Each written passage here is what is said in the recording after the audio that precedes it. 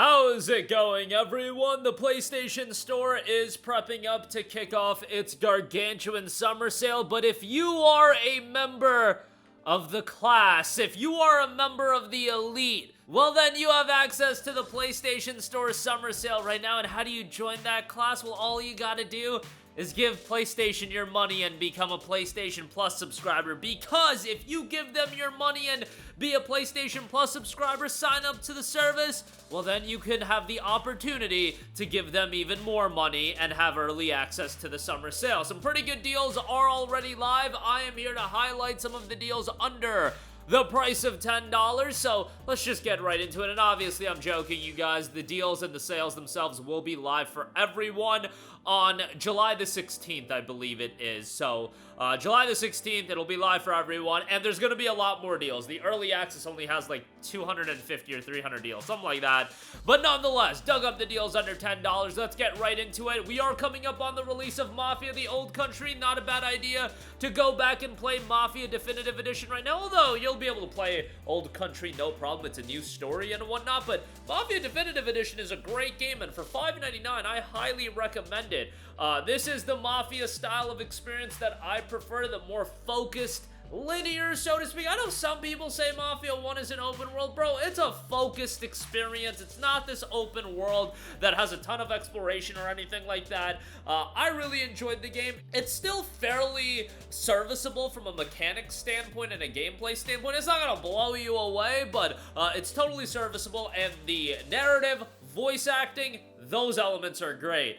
Great story. $5.99 I think is a great price. Definitely would recommend that. Next up, a sleeper, a banger that recently came out. Actually, it's about a year old at this point, but Nobody Wants to Die came out July 17th of 2024, so it's almost a year old. I thought this game was incredibly compelling. The visuals are some of the best that we've seen.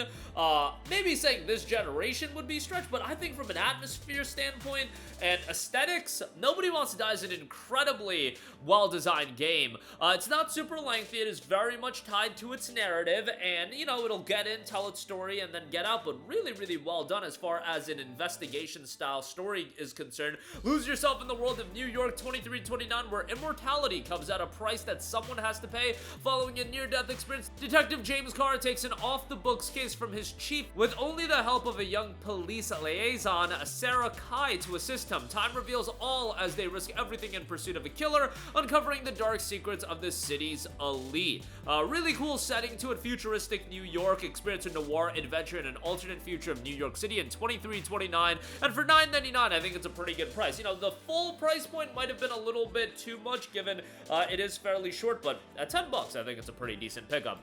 Next up, we got Borderlands 3, 90% off for $5.99. I wish this game would have had parity with the Steam price point that Steam had for the summer sale. It was on sale for $2.99, which I thought was a pretty good deal. You know, Borderlands 3, pretty much everybody I talk to seems to think that this is the weakest Borderlands game, and from a story standpoint and comedy standpoint, I would tend to agree.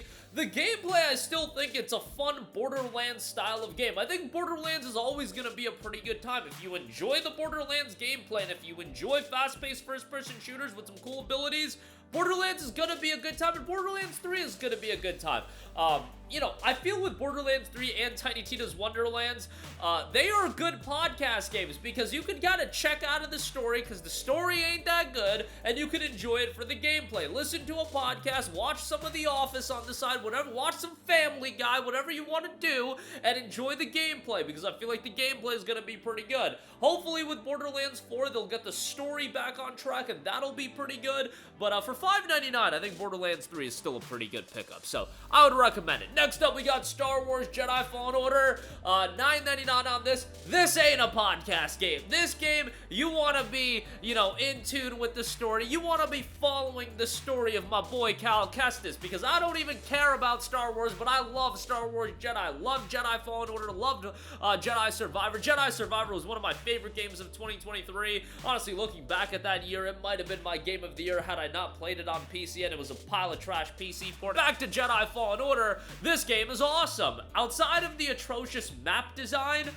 this game is tremendous. I think the gameplay is great. I think the story is awesome. The visuals are great. Runs great on the PS5 as well. Great introduction to Cal's story. Some people think the story in this game is better than Jedi Survivor. I would disagree with you on that, but I still thought this game had an awesome story. Good platforming sections. Some of the puzzles, I'm not gonna lie, not my cup of tea. There's a puzzle early on that made me damn near break a controller, but you know what, for $9.99, still a pretty good deal, and overall, a great pickup there. Speaking of breaking a damn controller, Ghostrunner, a series that made me damn near break a controller. Ghostrunner 2 is 75% off for $9.99. Was a Plus Essential title not too long ago.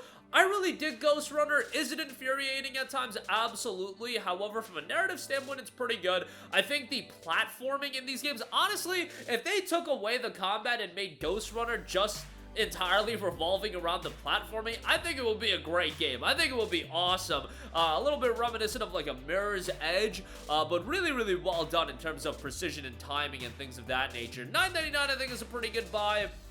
I would say give it a shout at this price point. Would recommend you to play the first one, though, and you can get that super cheap as well. Next up, Risk of Rain 2, 75% off for $6.24. How about this? Another game that made me damn near break a controller, but I remember playing the game when it came out in early access on PC way back when, and I was so addicted to Risk of Rain. I love the shift of the presentation, and the art style I think is great. It is a very, very addicting game. You got co-op play as well that'll make it super enjoyable. But $6.24, I think that's a pretty good price for Risk of Rain. Definitely would recommend that. Akimbot, $9.99 on this, 50% off. Recent release came out back in August of 2024. 3D action-adventure platformer. You play as an outlaw robot with an unexpected sidekick and chipset. As you blast your way through armies of robots, control spaceships, and forge your own path on a mission to save the universe from impending doom, set in a sci-fi world where only robots exist. Travel the galaxy and experience non-stop robot mayhem and explosive actions. You've got out-of-this-world environments, fight through time and space, robot action, and explosions. All of that at $9.99, so check that out. 50% off with your Plus subscription. Next up, we got Dying Light the Following, an Enhanced Edition. 70% off for $8.99. Excellent, excellent game.